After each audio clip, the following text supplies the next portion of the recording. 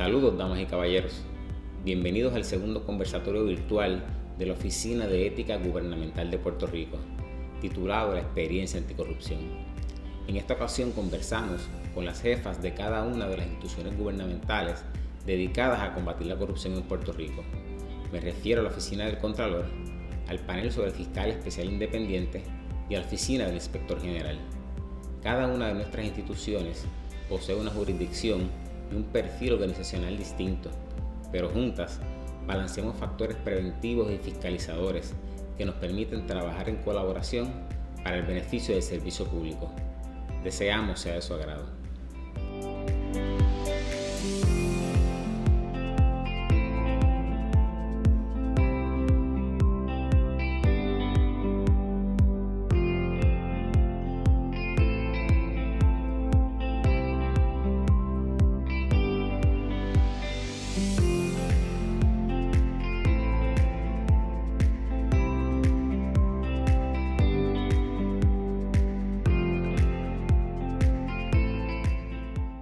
Saludos. Se dirige a ustedes Jesús Nieves Mitaines, consejero ejecutivo en asuntos académicos de la Oficina de Ética Gubernamental de Puerto Rico. Como expresó anteriormente nuestro director ejecutivo, este entonces sería el segundo conversatorio virtual de la Oficina de Ética Gubernamental. En esta ocasión vamos a estar explorando el tema de la experiencia anticorrupción en Puerto Rico. Y para ello tenemos el privilegio de contar con la presencia de la señora Contralora de Puerto Rico, Yasmín Valdivieso Galip. Saludos a todos. Contamos con la presencia de la señora presidenta del panel del Fiscal Especial Independiente, la licenciada Nidia Coto Vives. Un saludo para todos también. Contamos con la presencia de nuestro director ejecutivo de la Oficina de Ética Gubernamental de Puerto Rico, el señor Luis Pérez Vargas. Muchos saludos y gracias por estar acá. Y contamos con la presencia de la señora Ibeliz Torres Rivera, señora Inspectora General de Puerto Rico. Gracias a ustedes por la invitación y la oportunidad de poder compartir. Así que un saludo afectuoso para todos. Las preguntas tratarán los temas de jurisdicción, prevención, fiscalización y en el contexto de la fiscalización particularmente estaremos trabajando la importancia de la colaboración interinstitucional. Señora Contralora, si usted me lo permite, voy a comenzar con usted. La ley que crea la entidad que usted honrosamente dirige se presta a cumplir 70 años.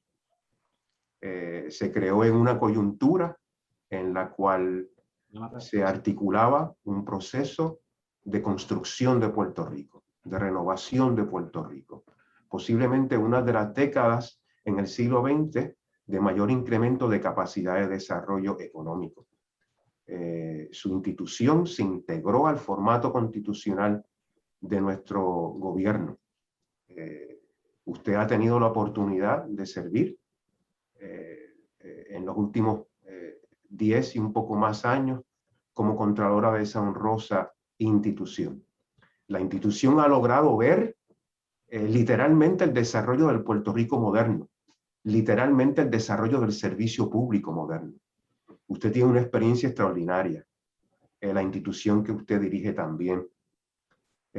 Usted ha tenido la oportunidad de viajar, de conocer, de establecer diálogos constructivos con Contralorías del mundo.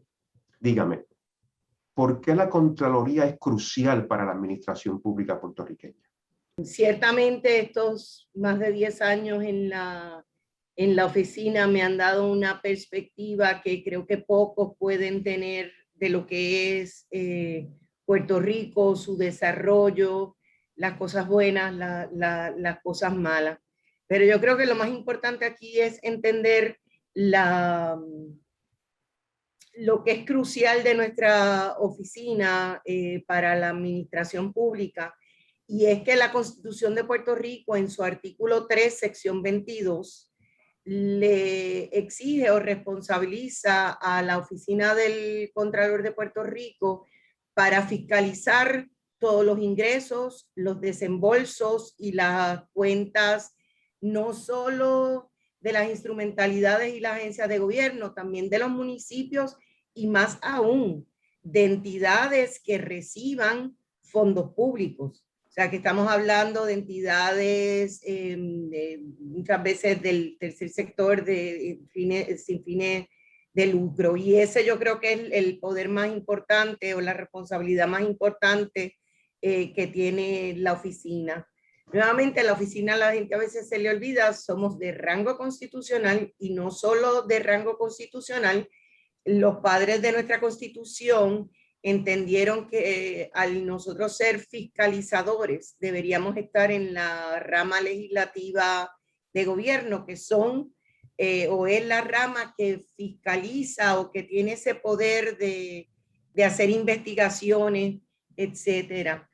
A través de nuestro trabajo con las entidades gubernamentales y con aquellas que pueden recibir propiedad o fondo público, nosotros lo que buscamos es la buena utilización de esos fondos, de esa propiedad. Porque a veces yo sé que hay gente que se le olvida, pero estos fondos y estas propiedades son para el beneficio de la ciudadanía.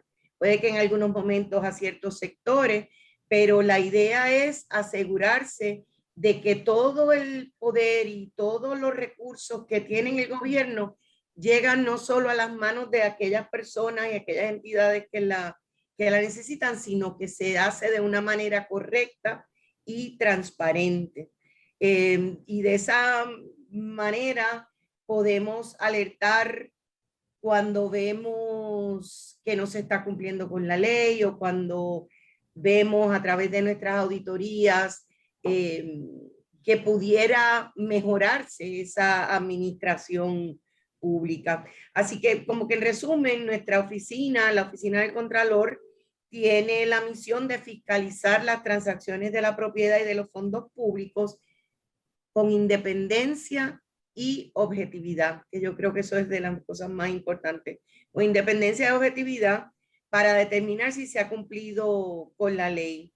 Y nuestra visión, porque yo creo que esto es bien importante también, es hacer nuestro trabajo desde una Contraloría que es moderna, que es ágil y donde nuestro trabajo se puede convertir en algo efectivo y eficiente. Después de 70 años, la oficina definitivamente ha cambiado a través de las décadas. Yo misma, en estos más de 10 años, he podido ver una oficina cambiante, sobre todo con esto de la tecnología, como respuesta no solo a la necesidad de ser más eficiente, sino como respuesta a todos estos eventos que se han sucedido a través de los últimos mayormente 4 o 5 años y todas los retos que hemos tenido como pueblo. Pero yo puedo asegurar que nosotros estamos tratando de hacer siempre nuestro trabajo de la mejor forma, nunca tratando de señalar a una persona per se, sino buscando esa transparencia, esa buena administración, ese buen uso de los recursos del gobierno. Discúlpeme que le interrumpa, ¿cuál usted diría que es el resumen breve de las necesidades de las entidades gubernamentales en este momento?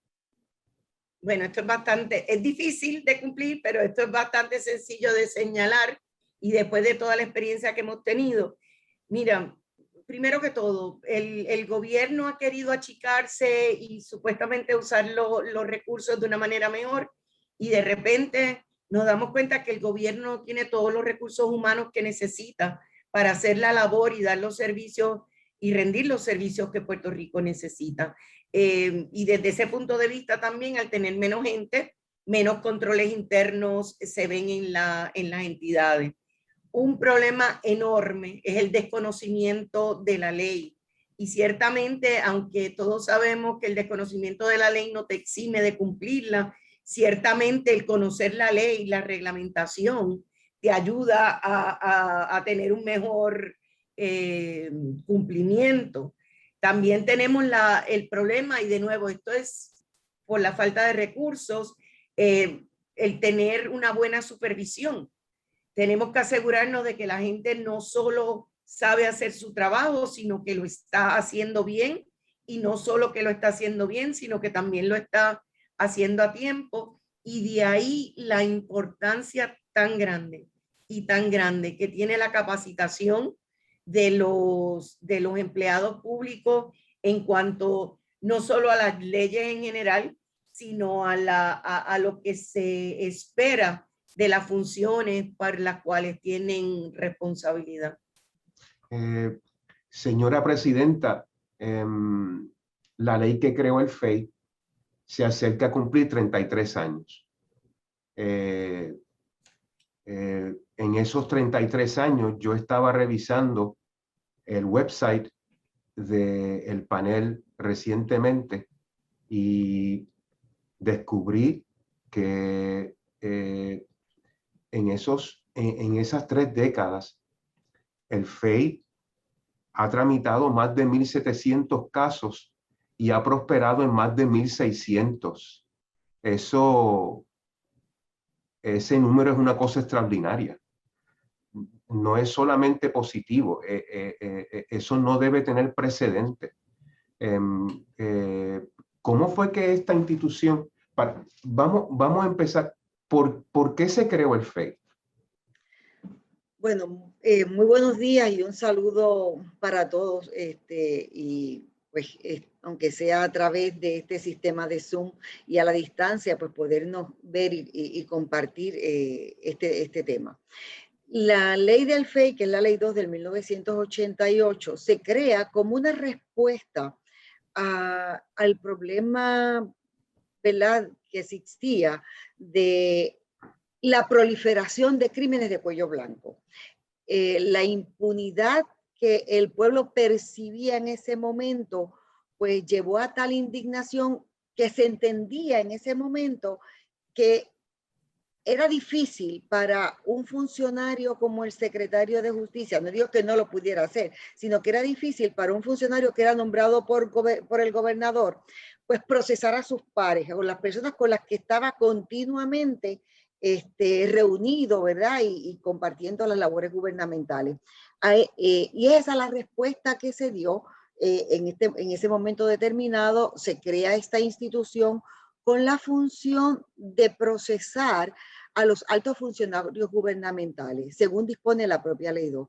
¿Quiénes son estos altos funcionarios gubernamentales? Pues obviamente todos los jefes de agencia, legisladores, bueno, desde el gobernador para abajo, pues todos los altos funcionarios del Ejecutivo, del Legislativo y de la rama judicial también.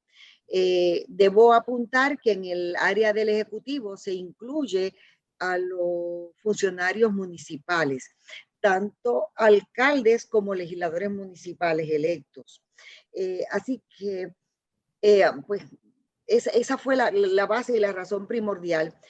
Es importante que el pueblo conozca que el FEI el panel trabaja de forma colegiada. O sea, nosotros no iniciamos investigaciones en ningún caso. Nosotros dependemos de que haya referidos, bien sea del Departamento de Justicia, de la Oficina de la Contralora, de Ética Gubernamental o de agencias investigativas federales.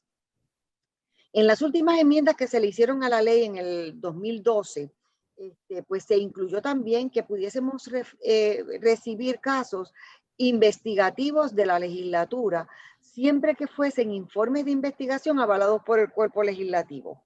Así que en el 2012 vimos cómo se entendía la efectividad de esta institución, que se amplía nuestra jurisdicción, y se amplía la jurisdicción no solo para incluir a funcionarios adicionales que fueran referidos aquí, como serían los fiscales, los procuradores, etcétera, sino que también se transfirieron a esta institución las funciones de la otrora Comisión para Ventilar Querellas Municipales, Sí, que es lo que conocemos como la Unidad de Procesamiento Administrativo Disciplinario, que es a su vez la encargada de sancionar administrativamente a los alcaldes o legisladores municipales electos por negligencia o abandono inexcusable de sus funciones.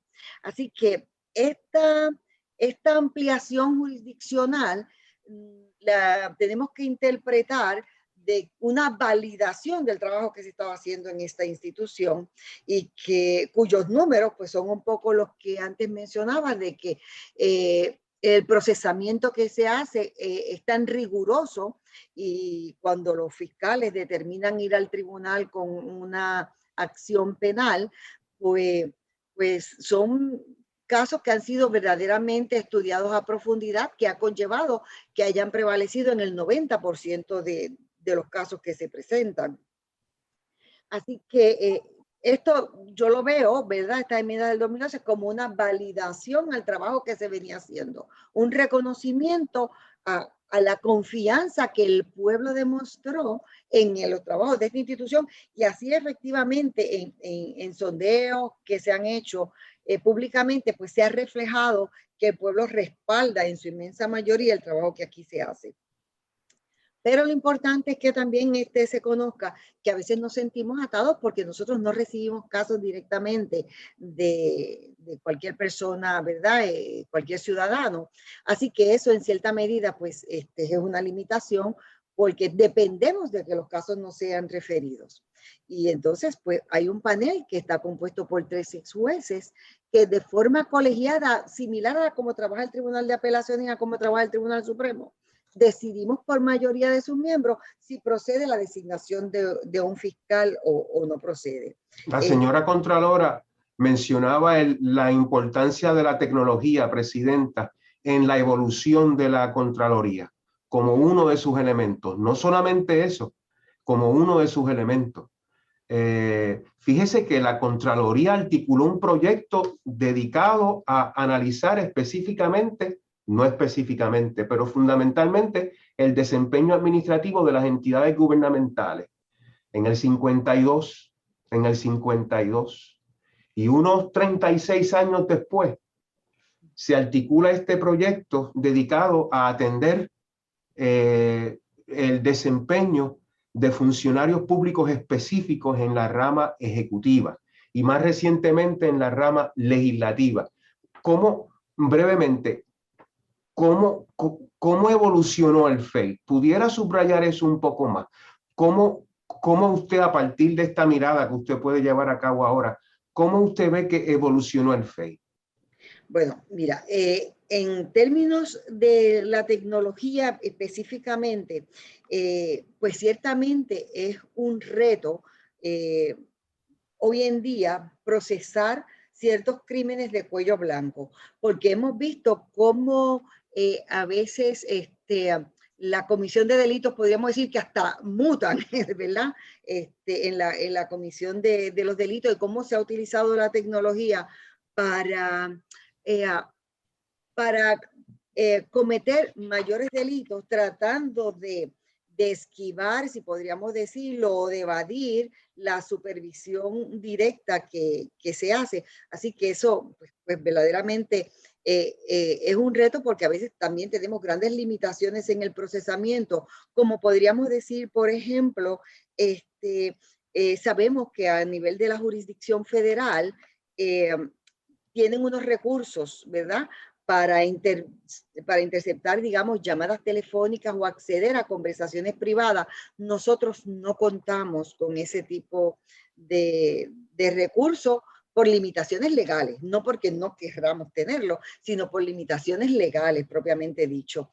Y pues yo creo que son áreas que son, que nos tienen que servir de dirección de hacia dónde crecer en legislación para perseguir el crimen de cuello blanco, para poder identificarlo a tiempo, para detectarlo, porque sabemos también que muchas veces este crimen de cuello blanco siempre se piensa en los jefes de las agencias o al más alto nivel, pero sin embargo la información también nos deja ver que muchos crimen de esta naturaleza es a nivel intermedio, por falta de supervisiones directas o del sistema tecnológico que nos permita rastrear muchas veces este tipo de actividad pues delictiva, ¿verdad?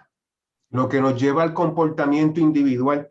Señor director, ¿qué tiene en común y en qué se distingue la Oficina de Ética Gubernamental de las instituciones aquí representadas? Primero que todo, saludos a los presentes y gracias por participar. En común, las entidades fiscalizadoras, pues tenemos el fin de luchar y batallar en contra de la corrupción. Las agencias creadas y las que pertenecemos al grupo anticorrupción, ese es el fin primordial.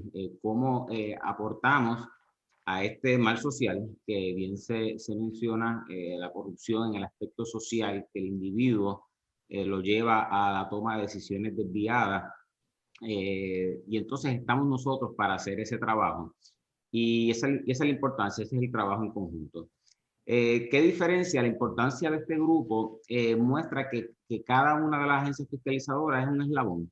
Y entonces cuando nos estamos viendo en la perspectiva de quién trabaja qué asunto, pues podemos decir que tenemos una oficina del inspector general que trabaja, como uno dice, las cosas en vivo, de las cosas que están pasando.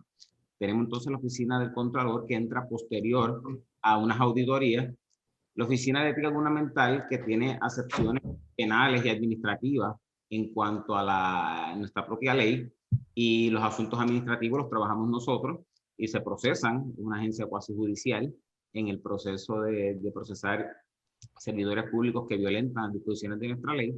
Y esas acepciones penales pues tienen una vía que van a través del Departamento de Justicia, y si son los miembros o personas de alta jerarquía, como bien dijo la presidenta, pues llegan hasta el panel del FEI. Y esa es la nomenclatura de qué nos une como agencia fiscalizadora y en qué nos podemos distinguir una de otra. También es importante recalcar que la oficina también tiene una fase muy importante que trabaja, no es que las otras no las trabajen, pero la oficina de ética fue creada en este asunto también de la prevención. Y en ese aspecto tiene dos áreas medulares para trabajar el asunto de la prevención, que es el área de asesoramiento jurídico y litigación, y el Centro para el Desarrollo del Pensamiento Ético. El área de asesoramiento jurídico es un área pues, prácticamente única, porque la oficina también tiene esa encomienda de orientar a ese servidor público en la toma de decisiones. Y obviamente cuando nos traen esas dudas de cómo pueden o no actuar, pues la oficina tiene ese deber de orientarlo en virtud de la ley y dejarles saber: esto usted lo podría hacer, esto no lo podría hacer, y esto lo puede hacer si toma estas medidas de precaución. Y esa parte pues sumamente importante, la función que hace el área de asesoramiento jurídico y litigación. La otra parte que también nos hace únicos en ese proceso, que es el Centro para el Desarrollo del Pensamiento Ético, que esta es la plataforma que ha educado desde que se creó en virtud de una enmienda a la ley anterior de ética gubernamental, de crear un andamiaje a través de unos comités de ética en todos los municipios y agencias, para que haya una persona que sea conexión con nosotros y que permite que los servidores públicos se eduquen, y nosotros llevar el mensaje de una sana administración pública desde los jefes de agencias, desde los ejecutivos municipales, hasta la persona de más bajo rango o responsabilidad en los municipios y en las agencias. Y eso permite que todo el mundo pueda recibir esa educación. Y también pues no hemos estado exentos a cambios, y eso ha procurado desde las charlas presenciales que se daban al inicio, allá a finales de los años 90, y cómo la situación actual del país en la pandemia nos ha llevado a hacer actividades como estas educativas, y que nuestros grupos de educadores también esté grabando adiestramientos, grabando incluso hasta obras de teatro, grabando clips o información que le llegue directamente a los servidores públicos. Y ese es el reto diario, de cómo que la gente no pueda decir que por falta de conocimiento estoy cometiendo violaciones a la ley, sino dejarles saber que buscamos la manera de llevarles información de la manera más práctica, pero con un contenido para que todos sepan cuál es la responsabilidad que contraemos cuando juramos un cargo público y muchas veces se nos olvida y en instancias señalamos posiblemente agencias fiscalizadoras por hacer el trabajo, pero aquí hay un denominador común, que los actos de corrupción se cometen porque hay una persona desviada o que le importa poco el juramento que realizó en el servicio público. Y entonces a esa persona, ¿cómo la trabajamos? ¿Cómo le dejamos el mensaje que usted vino a servir y no servirse? Y esa es una de las encomiendas que la oficina trabaja a través de la prevención, pero que es un eslabón, como mencioné al inicio, entre todas las agencias fiscalizadoras como las que tenemos presentes en el día de hoy. La oficina se crea en el 1985. La Contraloría se crea en el 52. Me parece que es en los 70, señora Contralora, que el gobernador Rafael Hernández Colón articula el proyecto de la Oficina de Asuntos del Contralor en Justicia. La Oficina de Ética se crea en el 85. El panel se crea en el 88. Qué cosa más curiosa que en espacio de, ¿verdad? 52 hasta el 88, unos 36 años, se crean 3 instituciones fundamentales que poco a poco van articulando el modelo anticorrupción de Puerto Rico. Señor director, ¿se puede hablar de una trayectoria anticorrupción en Puerto Rico?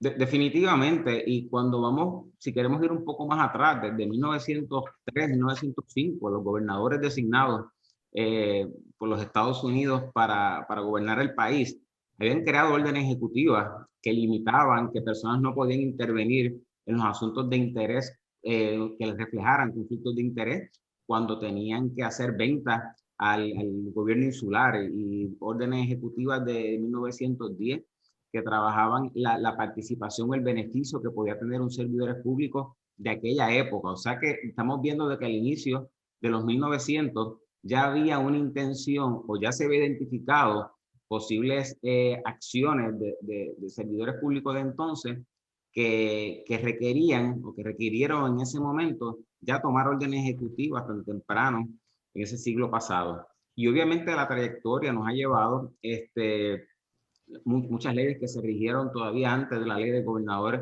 electo en el 48, a principios de los 40 en la presidencia de Luis Muñoz Marín en el Senado. O sea que hubo legislación que inició en ese aspecto.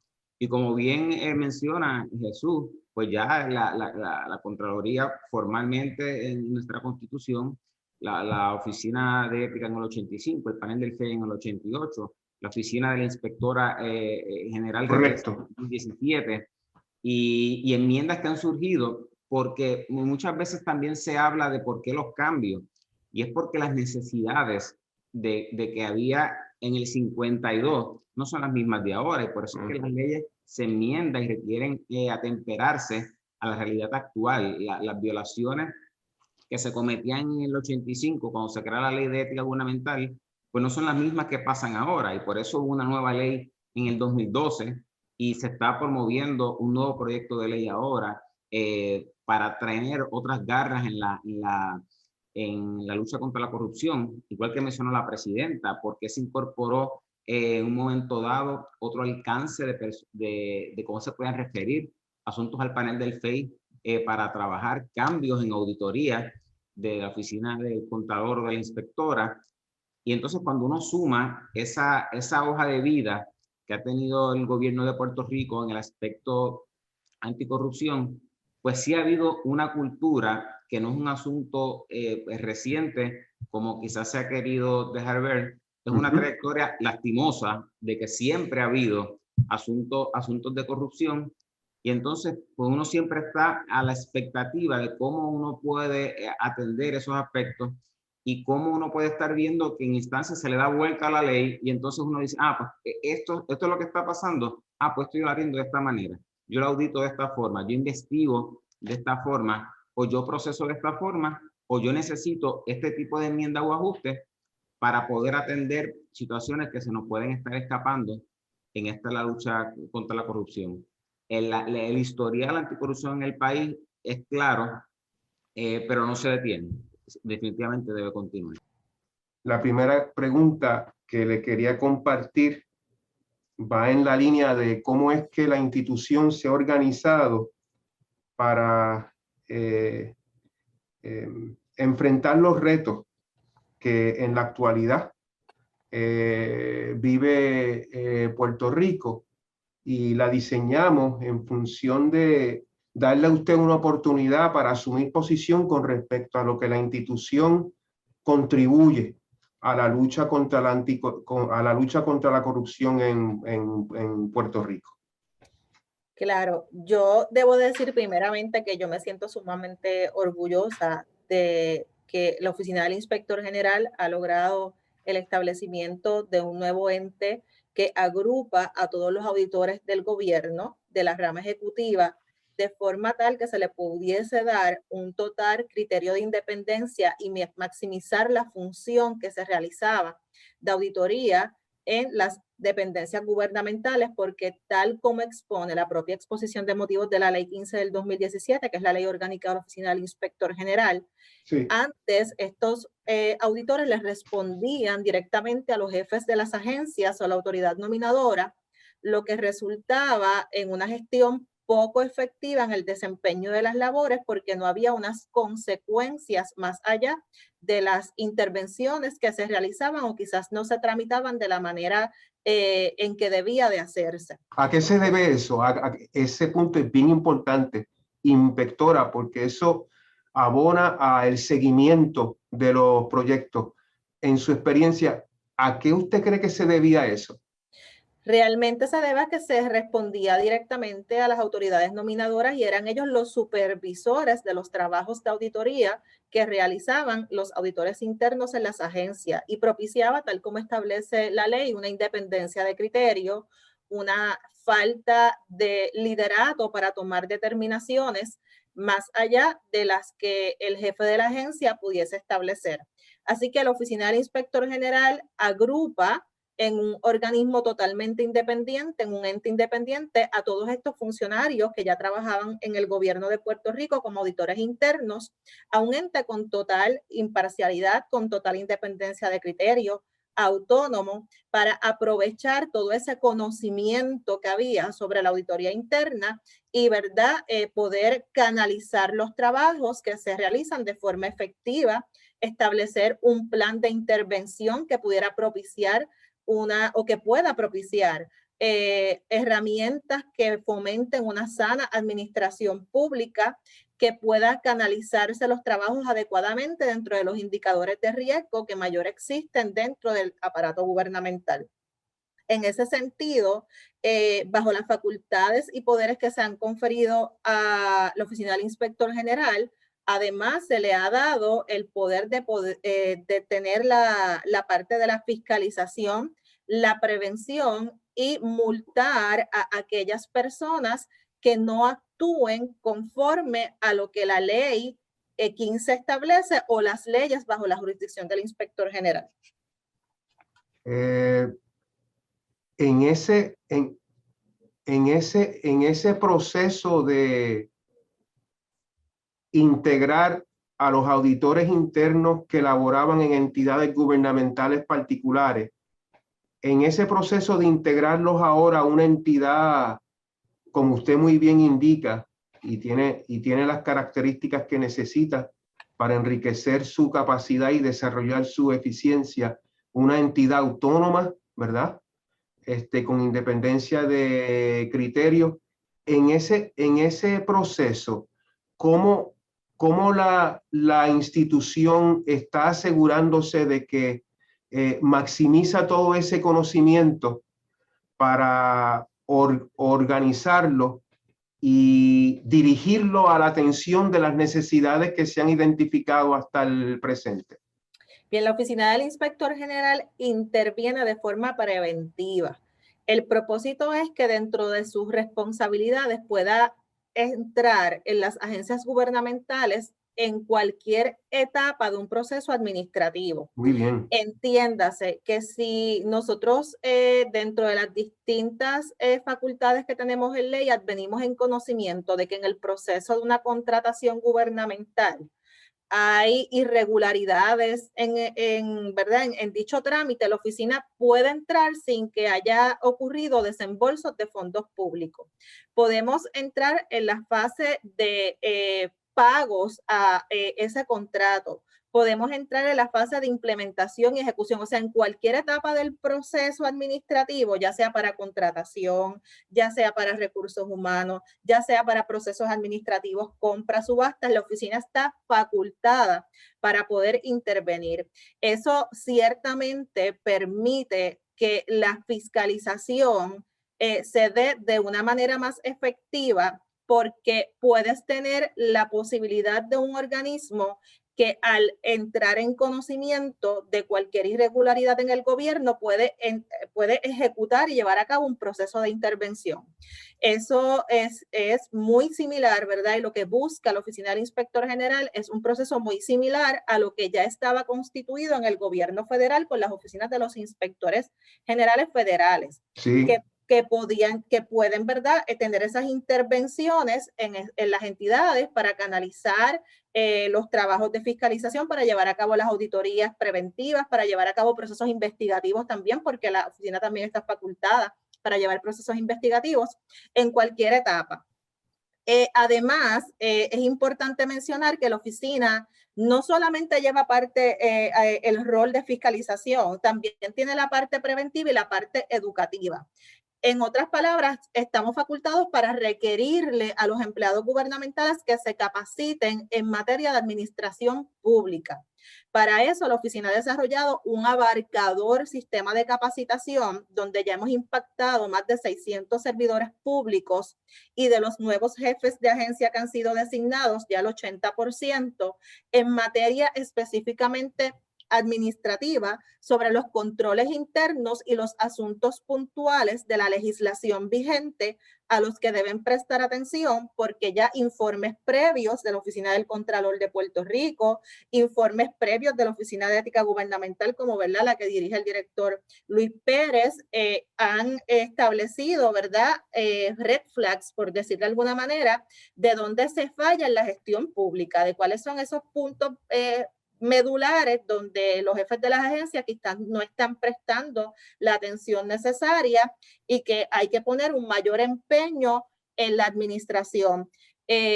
También otro de los aspectos es que esos servidores públicos que están bajo la supervisión de los jefes de agencia tengan las herramientas de capacitación conforme a los cambios que hay en las legislaciones vigentes y puedan entender que quizás este asunto que antes conocíamos como, ¿verdad?, la famosa respuesta del uso y costumbre, no es una respuesta que podemos dar ya ante todas las limitaciones fiscales que existen en el país y todas las nuevas leyes que prohíben que se puedan dar ciertas transacciones que en el día de hoy son transacciones ilegales, irregulares y que pudiesen propiciar, ¿verdad?, fraude o corrupción pública.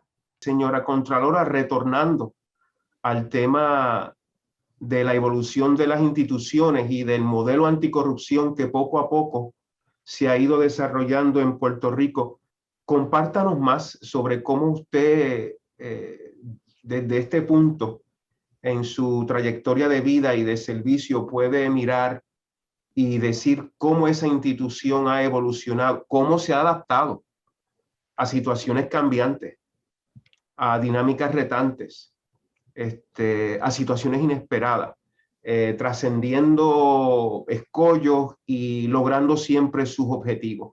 ¿Cómo usted resumiría o ampliaría más aún esa evolución que usted comenzó a intimar en su intervención pasada?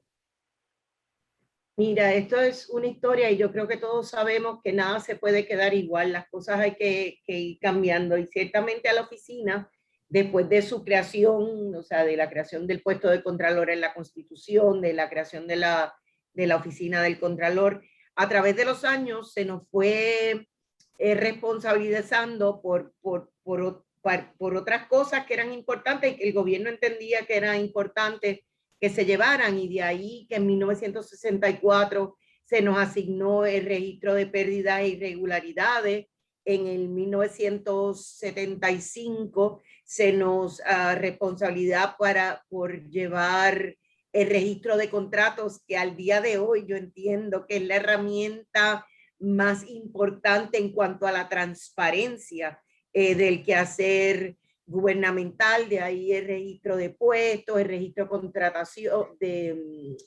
privatizaciones, y así poco a poco se nos fue dando más responsabilidades, pero nosotros también como fiscalizadores nos dimos cuenta que teníamos que cambiar, ir cambiando, y en los últimos 10, 11 años que llevo en la Contraloría, esos cambios me llevaron a hacer cambios en la oficina, y de ahí que creamos la división de registros públicos para llevar toda esta información y tenerla no solo tener un repositorio de información, sino poner esos registros al alcance del pueblo de Puerto Rico, para que de tener una duda pudieran ir a esos registros y saber cómo y quién está rindiendo servicio a Puerto Rico, cómo se está llevando la administración pública.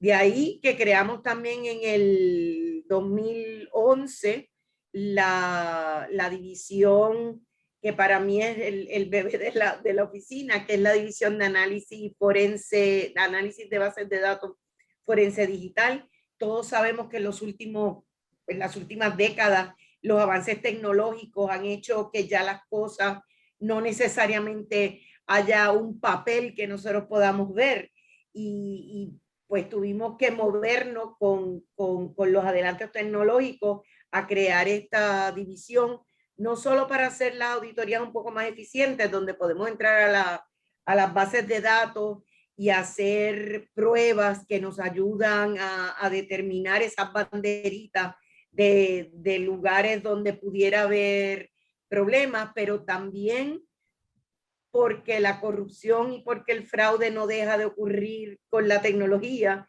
también para tener herramientas de determinar cuándo sucedieron las cosas. Con la tecnología es tan fácil crear un documento y hacer creer que se creó antes, cuando la realidad es que tal vez se creó 2 y 3 años después para evitar un señalamiento, y ese tipo de cosas es lo que hace nuestra división de AFD. Nosotros no solo trabajamos para nosotros ese laboratorio de AFD también lo ponemos a la disposición de otras entidades, como lo ha sido el mismo del panel del fiscal, sobre el fiscal especial independiente, al mismo Instituto de Ciencias Forenses, al Departamento de Justicia, y creo que con eso nos hemos movido como se ha movido la vida y como se ha movido el mundo en cuestiones de tecnología. Nosotros también a través de los años, y esto fue ya con el Contralor don Basilio Santiago, que se creó la división también de tecnologías de información, que al día de hoy yo creo que deberíamos ser más conscientes, y sin embargo no lo somos, de la importancia de la protección y la seguridad de nuestras bases de datos en las instrumentalidades y en los municipios. Ese control sobre lo que es nuestro, esa seguridad de que una persona no va a entrar a robarse nuestros datos, o peor aún, cambiar los datos que están en nuestras bases.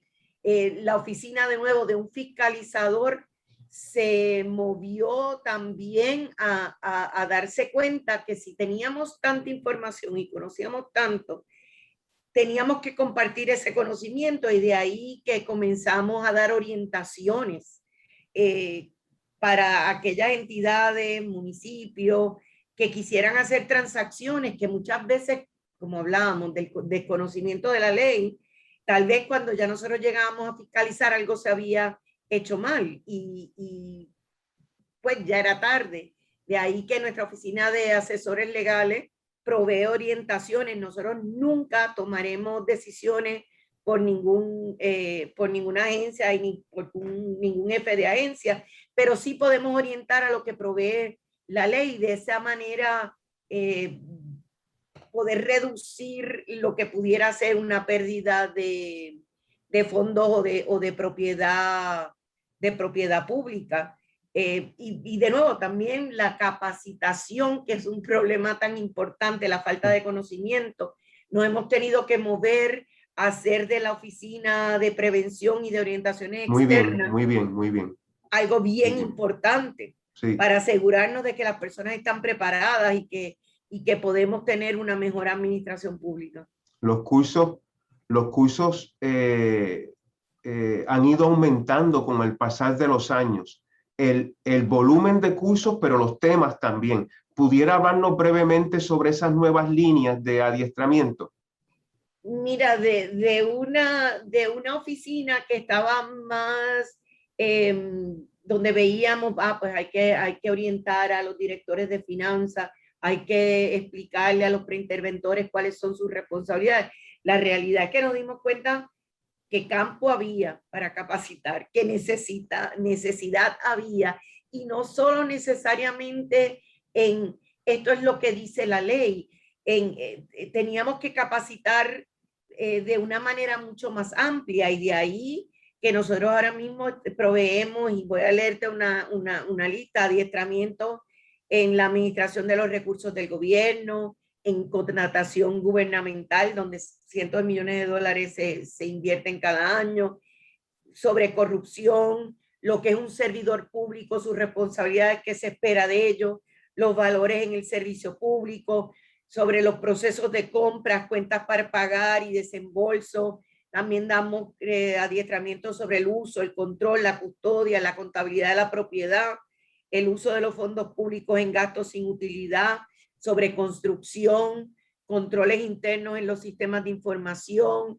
contabilidad sobre los vehículos de motor, la evaluación de los riesgos en las entidades, lo que es la gobernanza en el sector gubernamental, la sana administración, el riesgo de auditoría y materialidad, procesos de auditoría.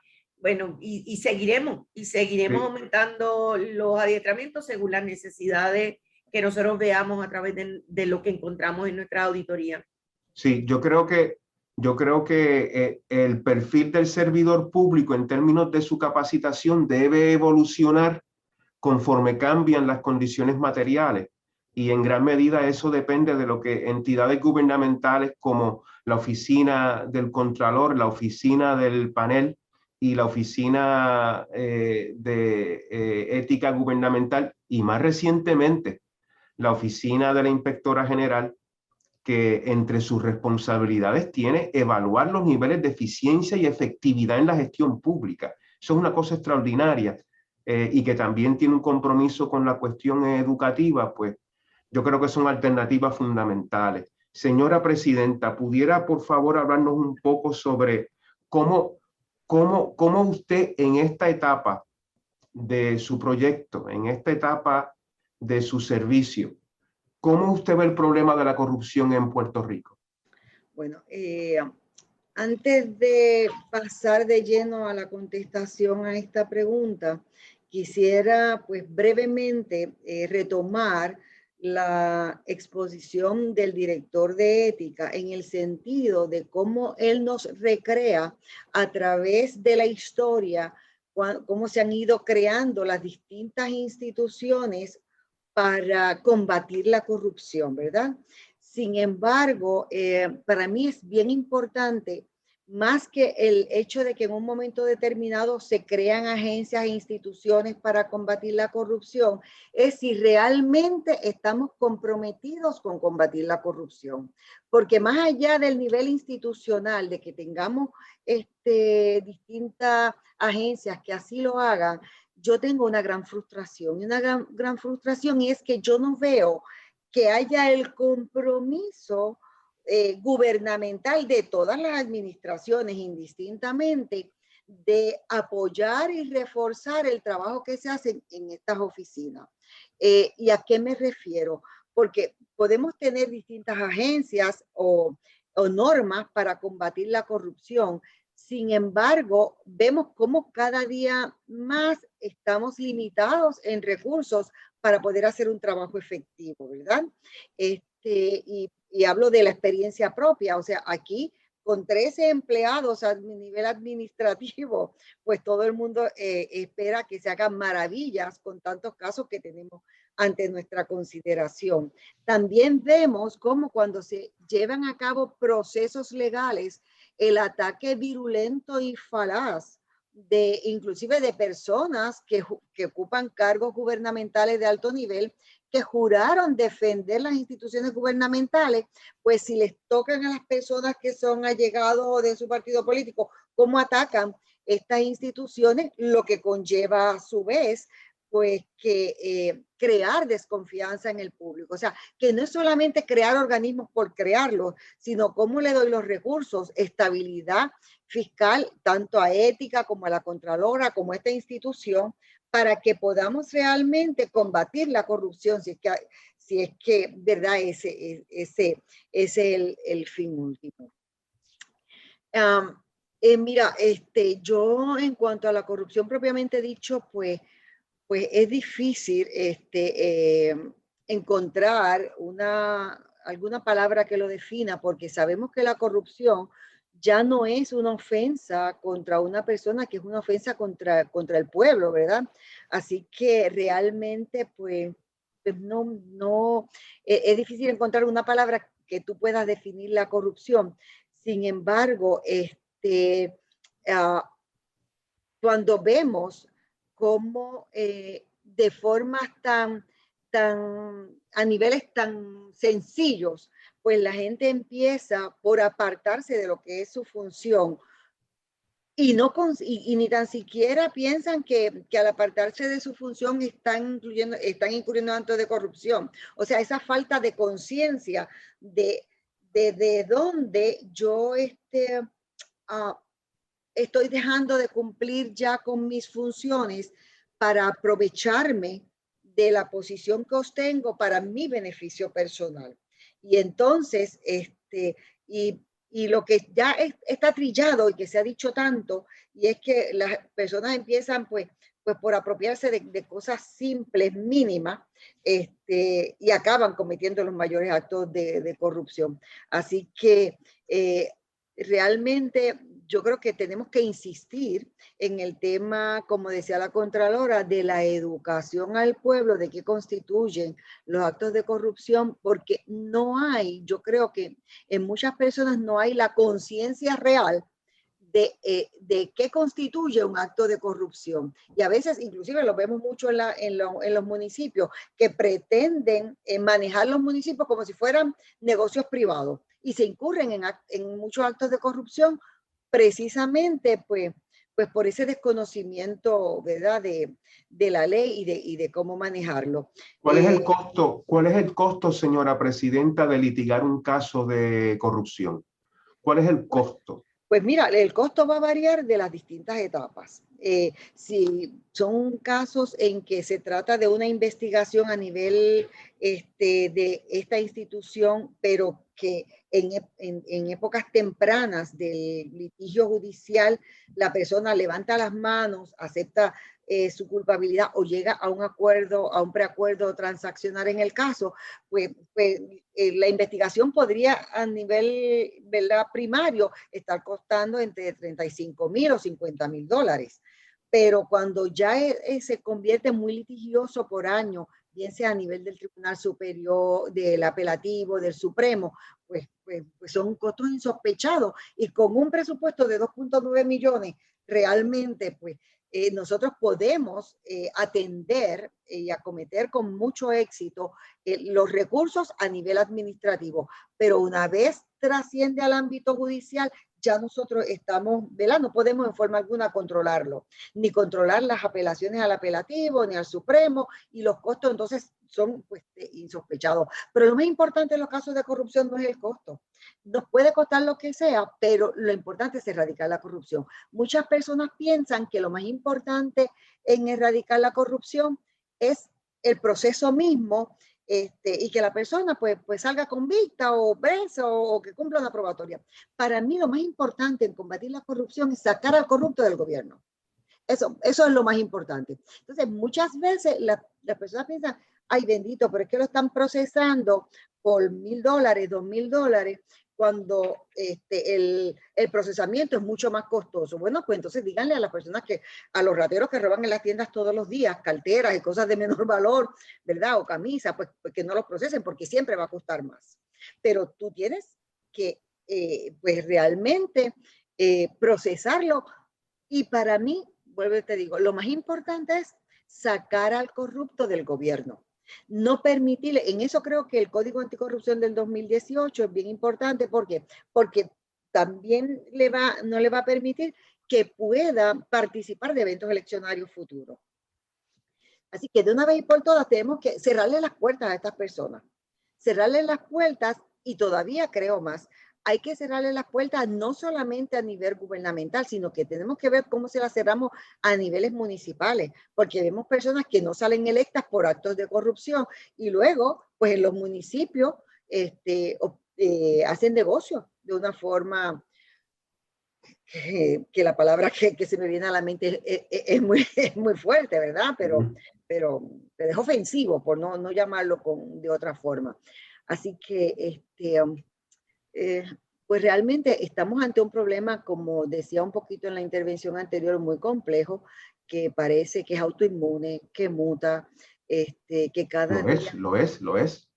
Ambas cosas. Yo le hago la pregunta, señora presidenta, con respecto al costo, porque de ordinario la percepción pública se concentra en los resultados, pero deja de lado la complejidad de los procesos de administración de una política pública y los costos que eso representa en términos de tiempo, horas, personas, infraestructura, tecnología, niveles de supervisión, proyectos de seguimiento, calidad de planificación. Esas cosas se dejan fuera. La señora Contralora, cuando compartía su experiencia desempeñando sus funciones, me parece que apuntó a eso. Y usted también en su intervención pasada, poco a poco, apuntó hacia desarrollar la conciencia de que además de una política de fiscalización concentrarse en los resultados,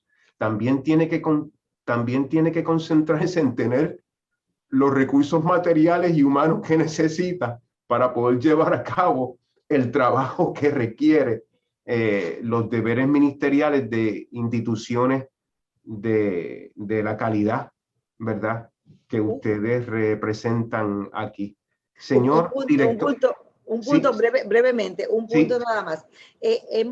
O sea, por lo que ha trascendido públicamente, se sabe cuál más o menos es la carga en términos de casos de mayor notoriedad, ¿verdad? Sin embargo, no hay conciencia de que toda esa carga está depositada en apenas 7 fiscales y que en cada caso tiene que haber cuanto menos 2 fiscales atendiéndolo.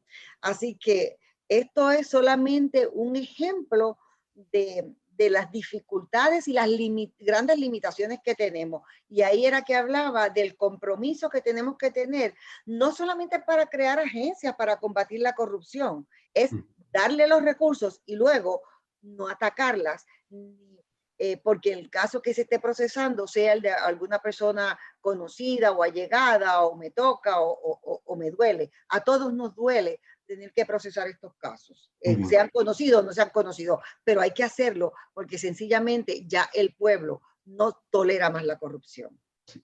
Señor director, si usted tuviera la oportunidad de resumir brevemente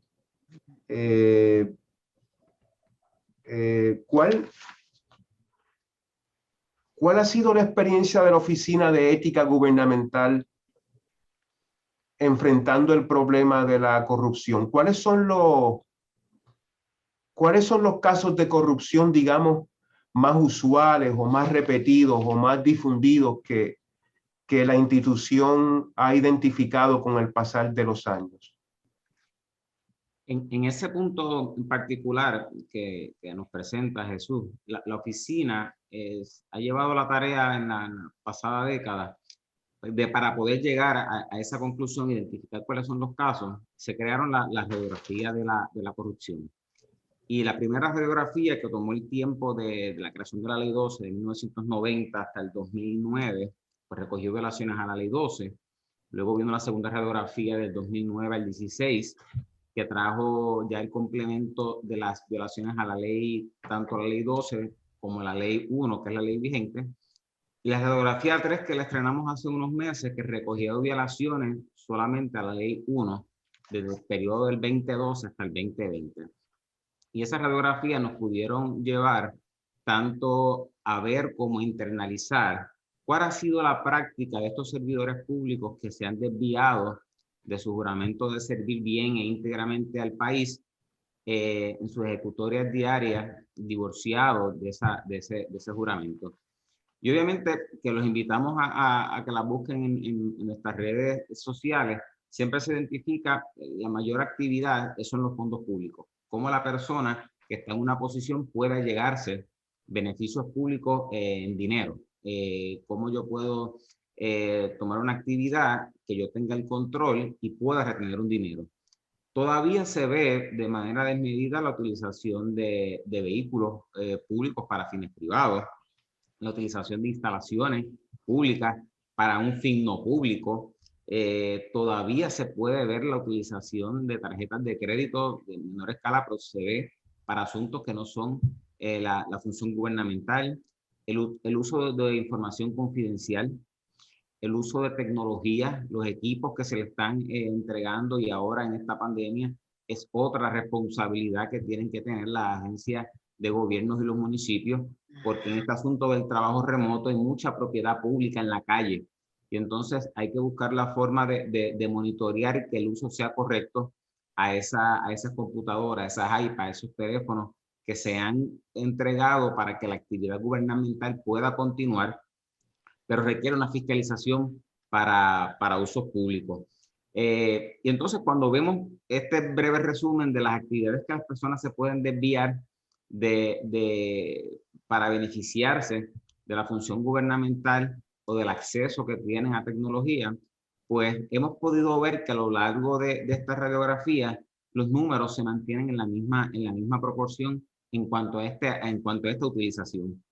Y eso obviamente lo que trae es, bajo los procesos administrativos, que tenemos que ver la forma en que estamos reclutando al servicio público. Sabemos que por los cambios que han habido en legislación, este asunto de principio de mérito, de traer a las personas más adecuadas, y el asunto de la competencia que trae el principio de mérito, que es el más idóneo, el que ocupa el puesto público, eso se ha trastocado en la medida en que lo que ha proliferado son los reclutamientos transitorios o temporeros, que no se lleva esta competencia abierta de servidores públicos, y eso sí ha mermado la calidad gubernamental en ciertos aspectos. Y obviamente eso también lo hemos reflejado, ese asunto de reclutamiento y la calidad del servicio público, del servidor público, cuando podemos ver que radiografía tras radiografía, las personas que más cometen actos constitutivos de corrupción son los que llevan entre 0 y 5 años en el gobierno. O sea que si estamos viendo la calidad del reclutamiento y el servicio público, cómo ha variado ese proceso, se identifica que son las personas que más violentan la normativa ética o penal del país. Y eso trae otro problema adicional, y quizás va a la mano con lo que nos dijo la presidenta, que cuando se cometen actos de corrupción se entiende a generalizar de que todos son iguales o que las personas fallan, incluso atacan que las instituciones fallan. Y entonces, pues, eso es una consecuencia directa de la corrupción, porque falla un alcalde y todos son malos, y falla un jefe de agencia y todos son malos, falla un servidor público y el servicio público no sirve. Y eso nos toca a nosotros trabajarlo y sobre todo orientar que en esta faceta la corrupción, que es un mal social, como así mi personal lo defino, son individuos con mentes podridas buscando un beneficio cuando llegan al servicio público, o este contratista que está buscando la forma de llegar a una transacción con el gobierno para obtener un beneficio. Y eso, pues prácticamente son los casos que más hemos podido ver a nivel nuestro y a nivel de las otras agencias fiscalizadoras que se trabajan. Y ese es el denominador común que debemos dirigirnos a cómo la responsabilidad de cada jefe de agencia y ejecutivo municipal al momento de supervisar, y volvemos a lo mismo que quizás lo mencionó la Contralora en un momento dado, de cómo yo superviso las acciones, a qué personal yo tengo velando por los procesos, inventarios de propiedad, que aunque parece tan sencillo, tantas agencias que todavía no pueden llevar o completar quizás un inventario de propiedad al año. O sea que no sabemos qué recursos tenemos. Y ese proceso, sumado a la práctica desviada de algunos, van generando este problema de la corrupción y estos casos de corrupción que han sido sonados por tanto tiempo. Pero esa perspectiva que usted trae, director, es una perspectiva de análisis basada en hechos y en experiencia. ¿Cuál es el valor de la experiencia en la lucha contra la corrupción? ¿Por qué es importante que la lucha contra la corrupción cuente con marcos de referencia competitivos, con trayectorias institucionales informadas, con políticas públicas acumuladas, con referencias que se enriquecen? ¿Por qué es importante contar con ese bagaje para enfrentar este problema? La importancia de ese bagaje o de esa historia es saber que si algo no nos ha funcionado, es el momento de cambiar para así hacerlo, para ver que funcione. La experiencia, muchas veces los años cuentan. Las personas que llevan una trayectoria intachable en el servicio público o agencias de mucho tiempo en el servicio público pueden aportar grandemente ideas y deben ser escuchadas al momento de hacer la lucha contra la corrupción. Y prácticamente lo que estamos viendo ahora, qué medidas uno también puede presentar, decir, mire, la experiencia me ha llevado que la política de nepotismo a nivel gubernamental debe variar, que la política de contratación, que estamos viendo muchos cambios, debe también variar con ese servidor público. Estamos viendo el asunto también con agencias de colocación de los contratos que se están trayendo el gobierno, las métricas para que los municipios también puedan verificar dónde invierten su dinero y que al fin a la postre pues no se convierta una obra en una desviación de fondos públicos con tantas órdenes de cambio. Esa experiencia que ha valido los años de auditoría, los años de procesamiento, las investigaciones al día a día que pueden hacer otras agencias, los procesamientos administrativos, esa experiencia se debe ver, y cuando una agencia gubernamental o fiscalizadora como las aquí representadas piden una asignación de fondo adicional, sí, o piden que un recurso adicional o solicitan una enmienda a la ley, no es por mero capricho, es porque esa experiencia los ha llevado, sí, a dejarle ver, mire, entendemos que esto hace falta y si ustedes nos dan las herramientas, pues podemos hacer un mejor trabajo. Y eso no nos quepa duda a nadie que ese es el fin de una agencia fiscalizadora en un proceso tan complejo que es la lucha contra la corrupción. Brevemente, director, ¿cuál ha sido la experiencia preventiva de la OEG en los últimos años en materia de adiestramientos diseñados para atender esos hallazgos que se identifican en la radiografía? Nosotros hemos llevado, la oficina a partir del 2012, que en la creación de la Ley 1, trajo un elemento adicional de unos adiestramientos con una información específica a estas personas que toman decisiones todos los días. Y por eso traímos a los jefes de agencias, a personas nombradas por el gobernador, gobernadora, y también tenemos a los ejecutivos municipales. Y le hemos repasado con ellos estos datos, que no es por desconocimiento, obviamente los conocen, saben cuál es la normativa, a quién se tienen que dirigir.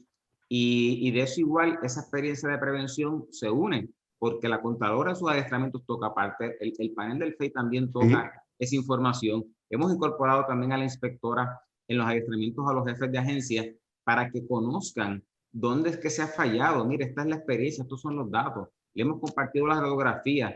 No queremos que ustedes se vean reflejados en este número de personas que han fallado. Por falta de consejo, como se dice en buen español, no ha sido. O sea, la información se les ha llevado y esa experiencia en prevención es la que queremos seguir reforzando en estos años venideros.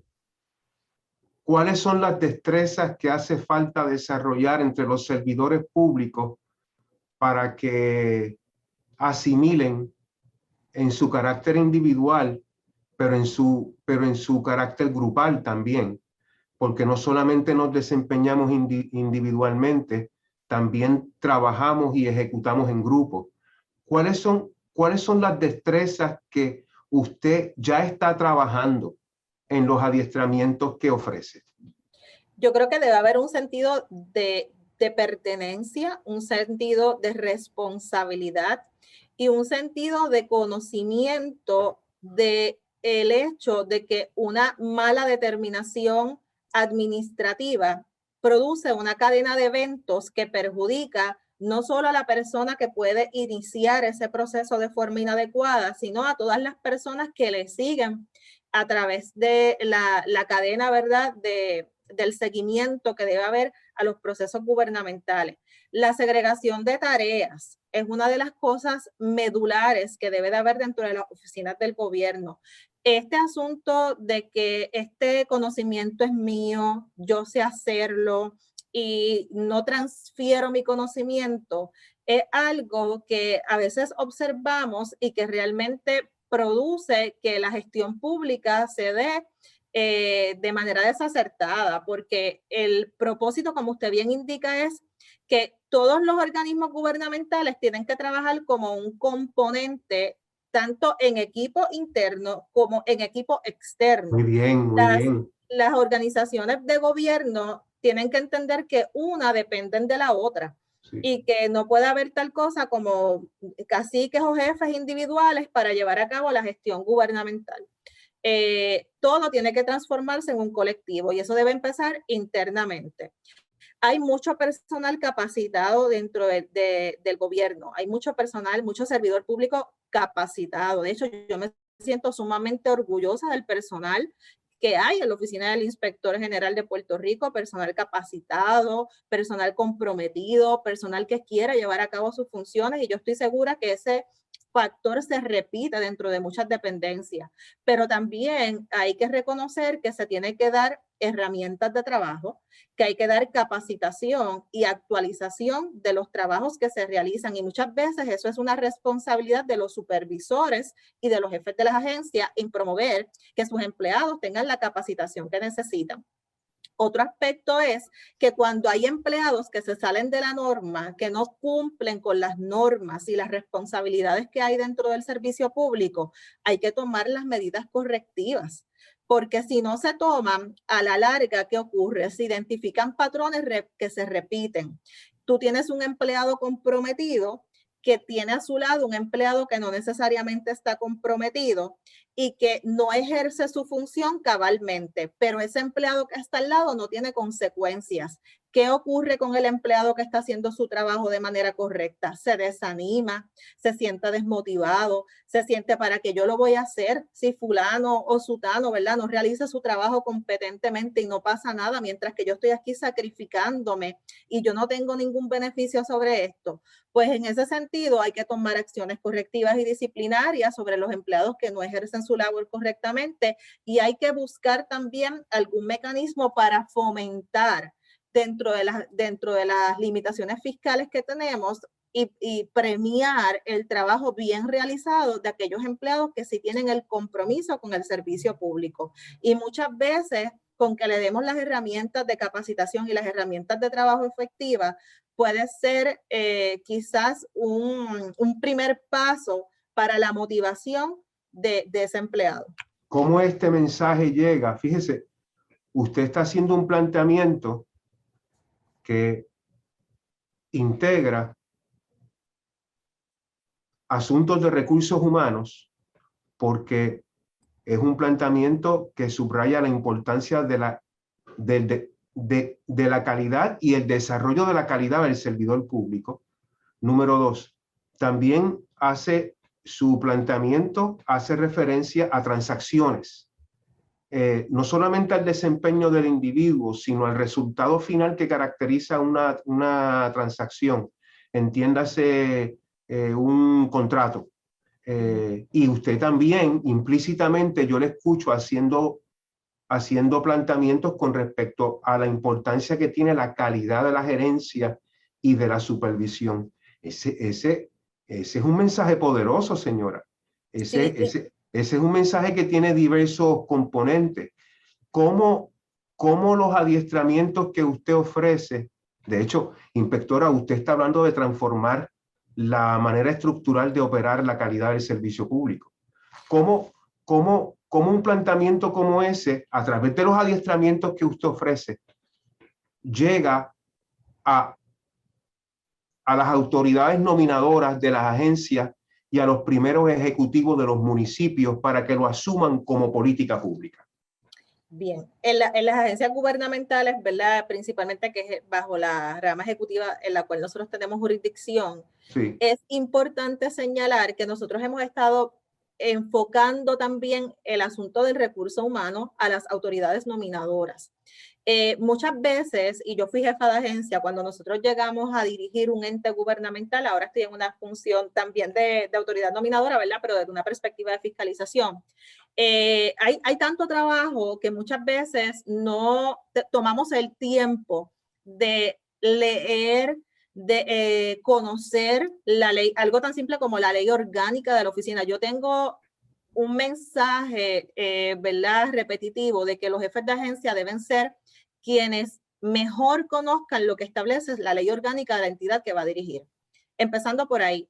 Y lo segundo que debe conocer es lo que establece la reglamentación de recursos humanos, porque precisamente están administrando recursos humanos del gobierno, están administrando dos partes principales, el presupuesto que tiene en sus manos administrar y dirigir y establecer cómo va a ser utilizado. Y lo segundo es el capital humano que tiene dentro de su agencia para poder ejecutar la política pública que le ha sido requerida.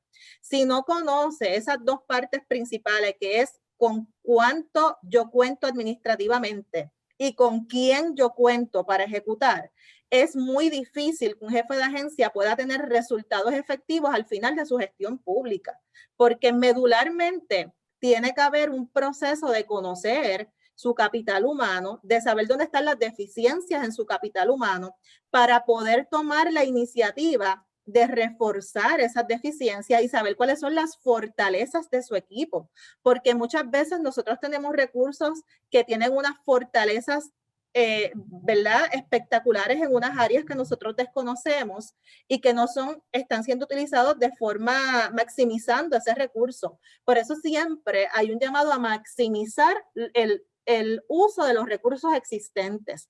Y las autoridades nominadoras tienen grandes herramientas en sus manos para poder hacer esa maximización de recursos, como por ejemplo designaciones administrativas que pueden tener.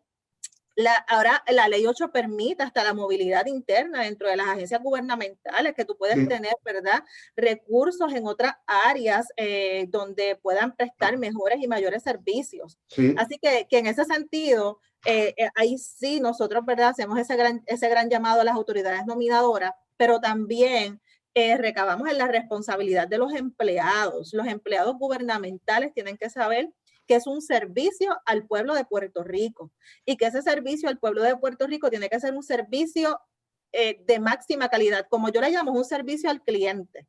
Y el servicio al cliente, ¿verdad?, que es ese pueblo de Puerto Rico al que nosotros le estamos prestando nuestra labor, tiene que ser de la mejor calidad, con el mejor empeño y con el mejor entusiasmo posible, porque de eso depende que el país entero pueda recomponerse y reestructurarse de todas las crisis en las que estamos, ¿verdad?, actualmente sumergidos.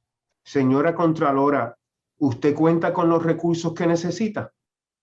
Yo creo que ninguna agencia va a contar jamás con todos los recursos que necesitamos. Eso es algo muy difícil. Te puedo hablar de la necesidad ahora mismo. Cuando yo llegué a la oficina éramos 651 empleados. Al día de hoy yo tengo como 510. Y estamos hablando de que se han ido recursos no solo porque han renunciado o a través de todas estas experiencias que hemos tenido se han ido a los Estados Unidos.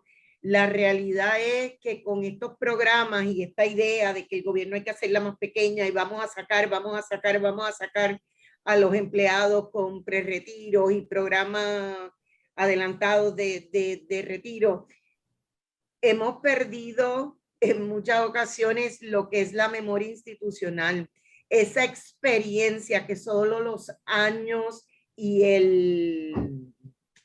y los años de trabajo y el sudor te dan, y desgraciadamente se nota, aunque hemos, o sea, parecería que hemos perdido 120, 130 personas, la realidad es que ha sido mucho más, porque nosotros hemos hecho reclutamiento. O sea, que la realidad es que yo he perdido más de 100 auditores con una experiencia vasta y desgraciadamente no necesariamente planificado. Cuando tú planificas los retiros, tú sabes que entonces tiene que haber una transferencia de información, de esa vida que has tenido, pero por ejemplo con cosas como un huracán, que de repente la persona dice no puedo estar más en Puerto Rico y se van, pues ahí no hay tiempo para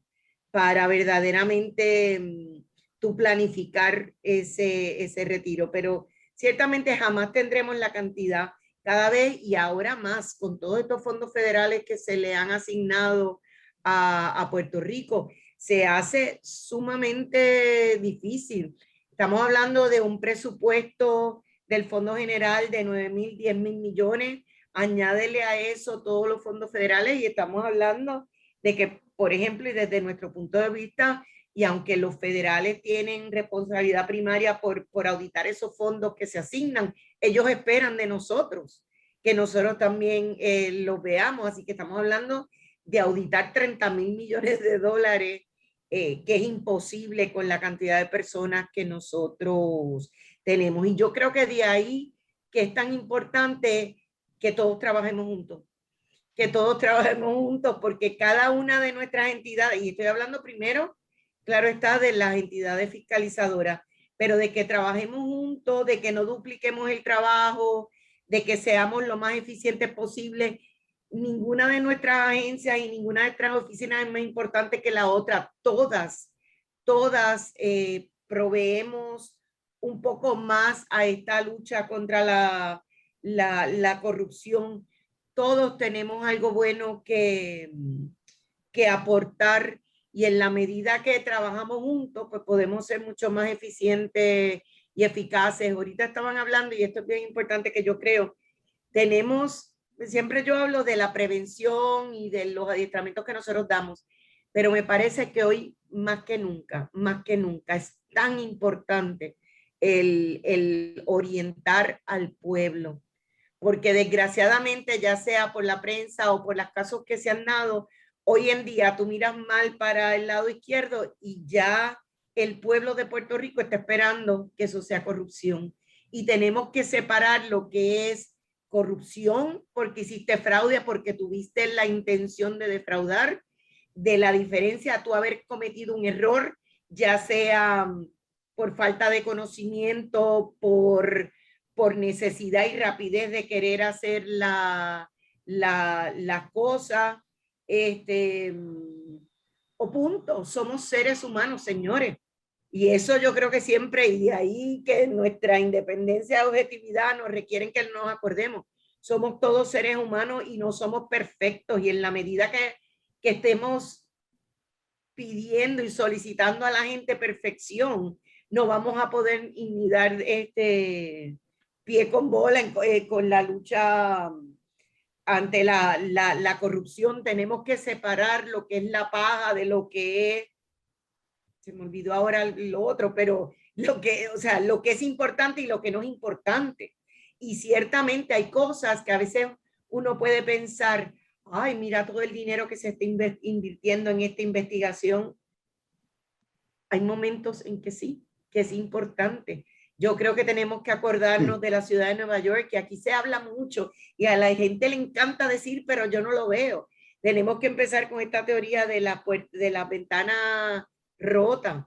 Tenemos que terminar de una vez y al cabo con lo que es chiquito para poder entonces tener toda nuestra fuerza y poder invertir todos nuestros recursos en lo que es el fraude grande. Y creo, y estoy segurísima, aunque ya me estoy yendo, tenemos que levantar el orgullo del servidor público, en la medida que se siga viendo al servidor público como un servidor vago, como un servidor que está de más, como alguien de lo que podemos prescindir. Óyeme, llega el momento donde tú lo que necesitas es una campaña motivacional increíble para tú asegurarte de que la gente siempre dé lo mejor de ellos, todo el tiempo. O sea, tú no, de nuevo, no tienes que ser perfecto y puedes cometer errores, pero en la medida que a ti te entusiasme tu trabajo, en la medida que tú estés motivado a dar lo mejor de ti, así mismo va a ser los resultados de lo que veamos, y basta ya de que el pueblo todo el tiempo piense que todos los servidores públicos somos malos. No, señores, hay malos donde quiera y hay pillos donde quiera. Pero tenemos de nuevo que volver a la simpleza de vamos a hacer todos un buen trabajo, vamos a dar lo mejor de cada uno de nosotros, porque Puerto Rico no se merece menos de eso. Y mientras las decisiones y todo lo que hagamos, sea porque tenemos un compromiso con Puerto Rico, sea porque queremos echar a un Puerto Rico para adelante, de nuevo, no podemos estar pensando que unos somos mejores que los otros. Todos tenemos que trabajar con el mismo fin y con la misma meta, y desde ese punto de vista, dar siempre, siempre lo mejor de cada uno de nosotros, tengamos los recursos o tengamos que fajarnos y hacer cada uno trabajo de 3 y 4 personas a la vez. O desarrollar esa capacidad de colaboración institucional que usted mencionaba. Usted hablaba sobre la importancia de que las instituciones anticorrupción, por lo menos esa fue mi lectura, continúen encontrando formas de colaborar. ¿Quién sabe en esa continua dinámica dirigida a intensificar la colaboración, se puede inclusive encontrar maneras para ayudarse en áreas que no se habían ayudado anteriormente? ¿Qué opinión le amerita a usted ese comentario? Mira, yo creo que eso que tú dices es que es bien importante, y de nuevo, siempre es más fácil decir, ay, lo que necesito es un investigador que me chequee esto, y sí, eso es una colaboración, pero definitivamente que todos podemos ayudarnos en todos los niveles, desde capacitación, dar recursos. Es más, hasta prestar una oficina a veces es importante porque no tengo un lugar donde hacer X o Y cosas, y en la medida que nosotros podamos contar unos con los otros, y de nuevo no vernos como competidores, no vernos como yo tengo mucho trabajo para pensar en, o sea, de nuevo tenemos que trabajar juntos, tener ese querer, porque yo creo que es querer hacer las cosas, y tener el compromiso con Puerto Rico antes que todas las cosas y por encima de todo. Señora Presidenta, ¿usted cuenta con los fondos que necesita? Definitivamente no. O sea, ciertamente. Muy bien. Como te decía un poco anteriormente, tenemos una gran carencia de fondos. No por eso claudicamos a las funciones que tenemos que llevar a cabo. Y pues realmente se hace difícil, pero se hace. El trabajo y cumplir con nuestra misión institucional y el procesamiento, pues eso jamás lo vamos a evadir. No importa la carencia de recursos que tengamos, pero ciertamente si nosotros contáramos con mayores recursos, pues, pues podríamos atender los casos con mayor prontitud, porque a veces vemos cierta dilación en el procesamiento de casos, pero es por el cúmulo de trabajo, ¿verdad? Siempre se hace, pero tenemos que evitar que se dilaten los procesos, porque los testigos también se cansan o pierden la fe en el sistema o no ven el resultado con la prontitud que desearían verlo.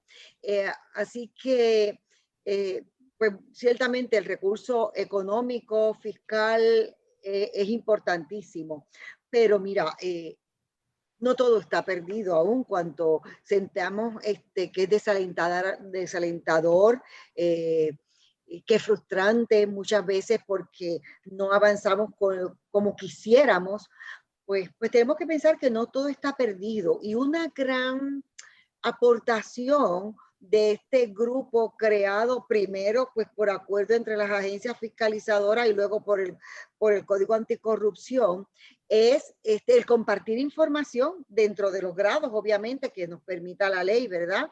Por las etapas de los procesos, principalmente los procesos penales, pero el compartir información, que haya un frente común, que el que venga al gobierno sepa que no viene a defraudar y que eso lo vamos a tomar livianamente, que el que defraude la confianza pública, pues nosotros vamos a estar aquí prestos pues para procesarlos, ¿verdad? Sin miramientos. La permanencia de estas instituciones fiscalizadoras es fundamental. Es fundamental, pues, porque, mira, compartimos información, porque colaboramos unos con otros. Por ejemplo, hay muchas evaluaciones que hay que hacer, digamos, principalmente de equipos, de tecnología, que nosotros, pues, entonces recurrimos a la oficina del Contralor, a Ciencia Forense, para que nos suplan esos recursos que no tenemos en un momento determinado. Así que combatir la corrupción tiene mucho que ver con la permanencia de estos grupos anticorrupción y con los recursos que se le provean a este grupo. ¿Dónde usted aspira a que se intensifique esa colaboración en el futuro? Pues mira, yo creo que en estas mismas áreas que estamos viendo de que el recurso cuando se lleva un caso que tiene que ver con el área financiera, pues contamos con el peritaje de ética gubernamental, por los informes, etcétera. En áreas de tecnología contamos con la Contralor para que nos asista. O sea, en la medida que podamos contar con estas ayudas, ¿verdad? Como me imagino que, por ejemplo, la Contralora cuando están evaluando un caso y necesite saber, mira, esto constituirá delito o no constituirá delito, pueda contar con el asesoramiento, bien sea de fiscales especiales o bien sea de fiscales del Departamento de Justicia, para saber qué áreas son las que se deben ocultar.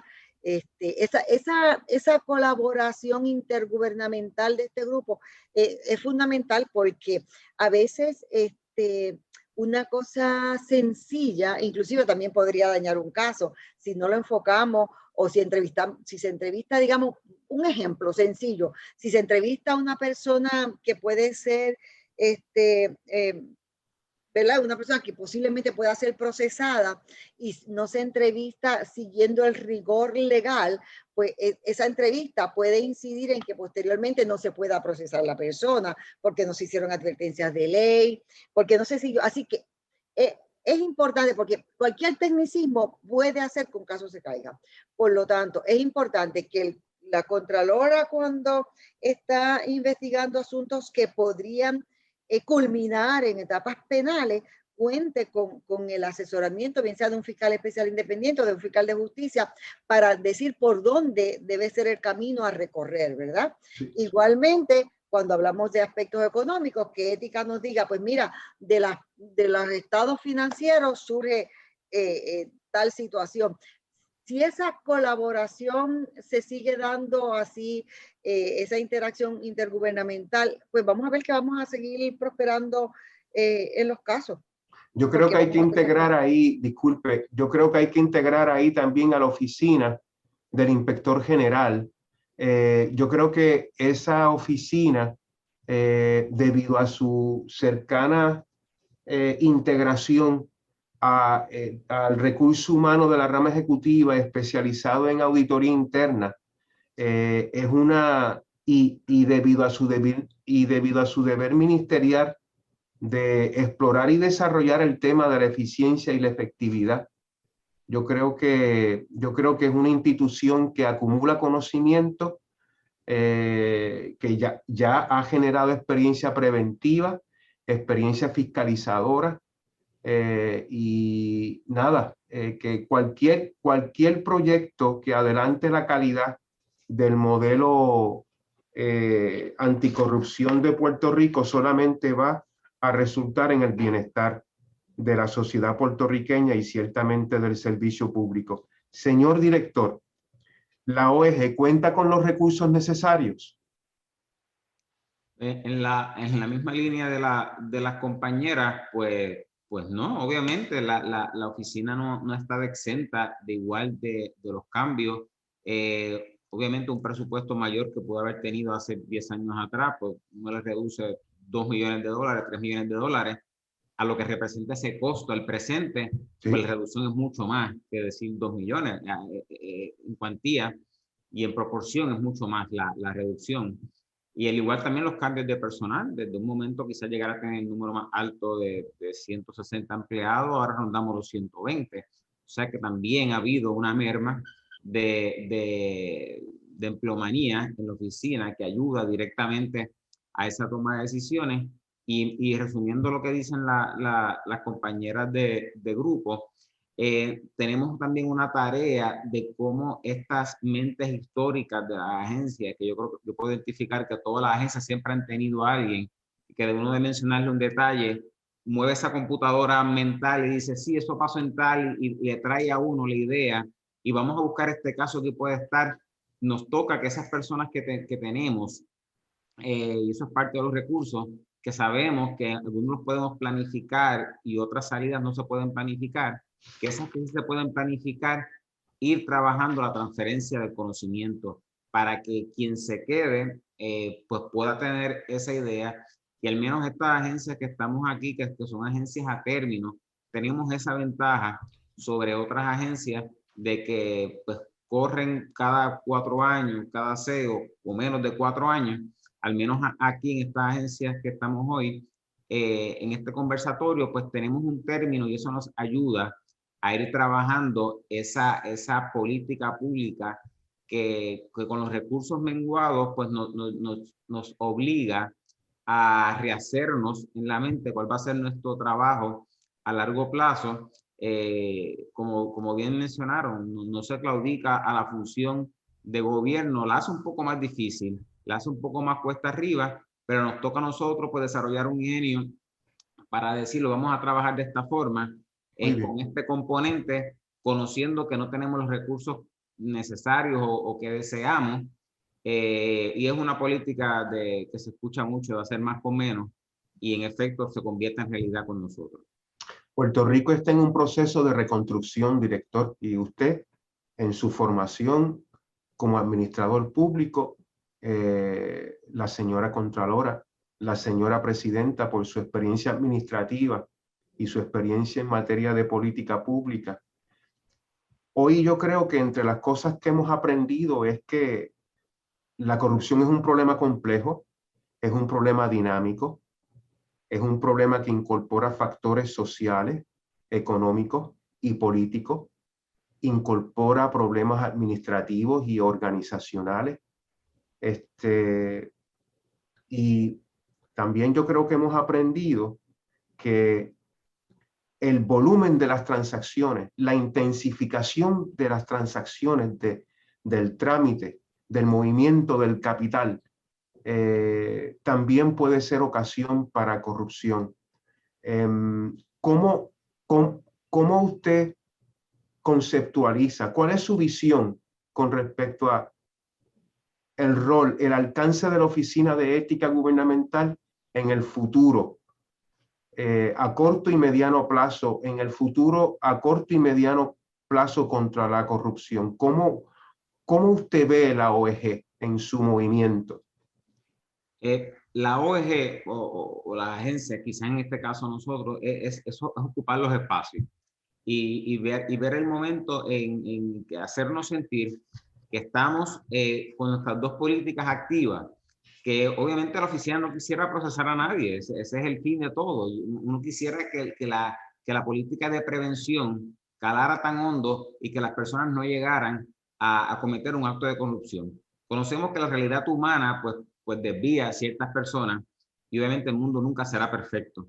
Y en esa política de dejar saber que estamos aquí para prevenir, para ayudar y para orientar, pero que sepan que si usted falla a la confianza del pueblo, está la oficina de ética para procesarla administrativamente, que está la oficina del Contralor para auditar y verificar esa utilización del fondo público, que están los auditores internos de la oficina de la inspectora para ir trabajando con el día a día, con lo que está en vivo, y que el procesamiento penal que llegue ante el panel del FEI se va a procesar también de la manera correcta, siempre y cuando tengamos la evidencia que se requiere para los distintos foros. Y la función de la oficina de ética de llevar ese mensaje no es uno divorciado de las demás agencias, y esa es la importancia cuando se crea el grupo anticorrupción en virtud de ley, pues es que cada persona y cada grupo reconozca cuál es su punto sin ningún tipo de protagonismo, sino más allá de la confianza del pueblo de que estamos trabajando, que es el momento de unir lazos, de hablarnos, de colaborarnos, y el grupo que está creado va en esa dirección de no malgastar recursos, de no saturar información, de que nos podamos colaborar información en la medida en que nuestras leyes habilitadoras lo permitan, y que la gente sepa y pueda descansar, y sabemos que siempre se ha trastocado o han querido trastocar la función gubernamental y de la agencia fiscalizadora, pero que la función clara y real es luchar contra quien falle, sin importar qué color tenga ni qué ropa vista. ¿Cómo usted percibe en la actualidad los recursos con los cuales usted cuenta para hacer su trabajo? ¿Cómo usted cuenta usted con los recursos materiales y con el recurso humano necesario para adelantar el plan estratégico de desarrollo que le requiere, las funciones y los deberes que le corresponden? Yo creo que la Oficina del Inspector General, al igual que todas las dependencias del gobierno en Puerto Rico, ¿verdad?, necesitan mayores y mejores recursos para brindar servicios a capacidad, para brindar todos sus servicios. No obstante, como mencioné anteriormente, debo decir que yo me siento sumamente orgullosa del equipo de trabajo que compone la Oficina del Inspector General de Puerto Rico, y continuamos activamente brindándole mayores y mejores herramientas en el ejercicio de sus funciones para la prevención y la fiscalización. Yo soy del firme criterio en que todas las entidades que trabajan los procesos de regulación y de fiscalización deben de tener todas las herramientas y los recursos necesarios para llevar a cabo su labor. Yo perfilo, ¿verdad?, la Oficina del Inspector General como una institución en crecimiento, con mayores herramientas a nivel tecnológico para continuar esa labor, y pudiendo colaborar con todas las entidades, ¿verdad?, en el ejercicio de las funciones que nos han sido delegadas. Señora Contralora, comentarios finales. Desde los comienzos de la historia y de la historia de esta oficina, la oficina ha tenido esa responsabilidad de fiscalizar los ingresos, los fondos, los desembolsos, y eso la oficina seguirá haciéndolo. De nuevo, no por buscar quién ha hecho mal, pero buscando ese poder mejorar, el mejoramiento de lo que es la administración pública. Y desde ese punto de vista, ¿qué puedo decir? Tenemos que seguir invirtiendo nuestros recursos en adiestrar adecuadamente al personal gubernamental que tiene la responsabilidad de manejar estos fondos. Quiero recordar que nuestras auditorías, aunque ciertamente de los informes siempre la gente le gusta más hablar sobre los hallazgos, de nuestros informes yo creo que la parte más importante son esas recomendaciones para que aquello que se hizo mal, ya sea administrativo o criminal o lo que sea, que esas recomendaciones se sigan. No necesariamente las mías, pero que algo se haga para tratar de evitar lo que ocurrió no vuelva a ocurrir. Y antes que todo y sobre todas las cosas, recordar que nosotros trabajamos con fondos públicos, recordar que nosotros nos debemos al pueblo de Puerto Rico y siempre cumplir con estos principios de transparencia y de rendición de cuentas. No es que yo esté persiguiendo a nadie, es que ciertamente cuando uno trabaja con algo de otros, necesitamos ser lo más transparentes y rendir todas las cuentas que sean necesarias. Y desde que yo llegué a la oficina, siempre termino las cartas y la gente, no sé si todavía lo sigue leyendo. Nosotros tenemos una afirmación y es que mejorar la fiscalización y la administración de la propiedad de los fondos públicos tiene que ser un compromiso de cada uno de nosotros. No puede decir, bueno, que llegue la Contralora y después decida si lo hice bien. No que digan, después tiene que venir la oficina de ética a ver si me comporté como me debería comportar. No, desde un principio tenemos todos que tener este compromiso de dar siempre lo mejor de nosotros y tratar de asegurar que aquello que es corrupción o mala administración de fondos lo vamos erradicando para siempre. Señora Presidenta, comentarios finales. Bueno, en primer término, que aquí no hay espacio para el desaliento, que ante las dificultades que confrontemos para hacer nuestras respectivas labores, pues tenemos que esforzarnos cada día más, porque ciertamente yo confío en que la corrupción sí se puede reducir. Sí se puede reducir si todos nos empeñamos en un frente común. Y así que aquí o sea, tengo que reafirmar, no hay espacio para el desaliento. Hay que garantizar que aquellas personas que sean denunciantes de delitos o de asuntos que se están haciendo inadecuadamente o infringiendo la ley en las agencias, van a ser protegidos, para que cada día más podamos reducir la corrupción. Tenemos que llevar un mensaje contundente para que nadie tome livianamente las consecuencias de defraudar la confianza pública. Así que si todos nos proponemos en este propósito común, pues sin duda alguna yo sé que vamos a tener éxito. O sea, es cuestión de que, pues, vuelvo y te reitero, no nos desalentemos y que sepamos que, mira, vamos a llevar este mensaje contundente y que el que venga al gobierno sepa que si lo hace mal, no va a haber miramientos para procesarlo.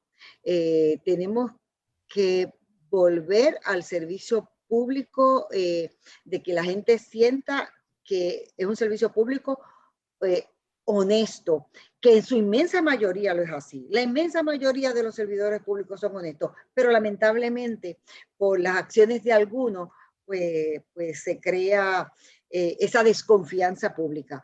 Pero eso es ese terreno que en alguna medida hemos perdido en la confianza del pueblo, tenemos que retomarlo, tenemos que ganar esta batalla. Comentarios finales, inspectora. Primeramente, agradecer la invitación que me hace el director de la Oficina de Ética Gubernamental, Luis Pérez, a este panel para poder contribuir a lo que es el ejercicio y la labor de la Oficina del Inspector General, que también forma parte del Grupo Anticorrupción de Puerto Rico, y que yo entiendo que la labor de fiscalización y el trabajo interagencial que se ha hecho es un trabajo extraordinario. La colaboración que ha surgido de las entidades de fiscalización en Puerto Rico es un factor determinante en la lucha contra la corrupción pública. Eso evidencia que la prevención y el procesamiento de la corrupción pública se puede dar de forma más efectiva. Los servidores públicos que nos escuchan tienen que saber que tienen grandes personas comprometidas dirigiendo entidades de fiscalización en Puerto Rico a donde pueden acudir, como la Oficina de Ética Gubernamental, el panel sobre el fiscal especial independiente, la Oficina del Contralor de Puerto Rico, la Oficina del Inspector General y entre otras entidades a las cuales pueden dirigirse para hacer cualquier denuncia de cualquier acto irregular que puedan observar. Y nosotros en este compromiso, en este firme compromiso que tenemos, vamos a atender estos asuntos de la mejor manera. Nosotros creemos en que los recursos del gobierno de Puerto Rico deben ser redirigidos a asegurar que se preste la administración pública de una manera efectiva. Con ello, yo invito a todos los ciudadanos de Puerto Rico a que si queremos construir un mejor Puerto Rico, comencemos por nosotros mismos. No esperemos que otra persona lo haga por nosotros, sino que nosotros demos ese paso, esa iniciativa y contemos con estas entidades que tenemos como recursos y estas herramientas para poder llevar cualquier asunto que pueda representar una irregularidad. Señor director, comentarios finales. Pues, más que todo, esta conversación que hemos tenido hoy nos ha permitido y le permite a los que nos vean que escuchar de primera mano, de la fuente directa, que somos las agencias aquí representadas, cuál es nuestro funcionamiento, cuál es la forma en que se llevan los procesos. Y como es parte de la educación, de que sepan por qué se hacen las cosas de cierta manera u de otra manera, es porque así se requiere, porque es la forma correcta de llevar los asuntos y los planteamientos, o las querellas o los procesamientos que trabajamos, porque no deja espacio a dudas ni la crítica que no sea real, porque una crítica sin el conocimiento de cuál es el funcionamiento correcto, pues muchas veces se hace un lado y lo que hace es manchar la buena intención del trabajo en equipo que queremos realizar. Los servidores públicos deben conocer y tener bien su autoestima alta, que en efecto, que si el gobierno en estos momentos de tantas dificultades sigue en pie, si los trabajos se hacen con mayor rapidez o con menor rapidez, pero se hacen, es porque, como bien menciona la presidenta, la mayoría de los servidores públicos son buenos y comprometidos, y eso no nos quepa duda a nadie. Tenemos que trabajar con ese grupo ínfimo que comete actos y que mancha la imagen de los demás, y que sepan que van a tener consecuencias las acciones desviadas que cometan contra la ley.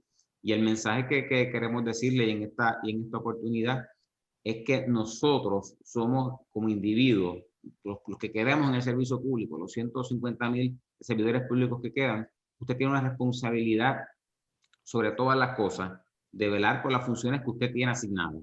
Y como yo siempre menciono, usted es servidor público, olvídese de salvar el mundo.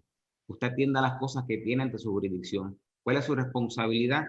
Usted lo atiende. Y si cada uno de los servidores públicos cumple cabalmente con las funciones que tienen, tendremos un servicio público de excelencia como verdaderamente nos merecemos. Señor director, a usted le corresponde cerrar la actividad del día de hoy. Les agradezco a las compañeras que estuvieron hoy llevando su mensaje de cada una de sus agencias que representan, y muchas gracias por su atención.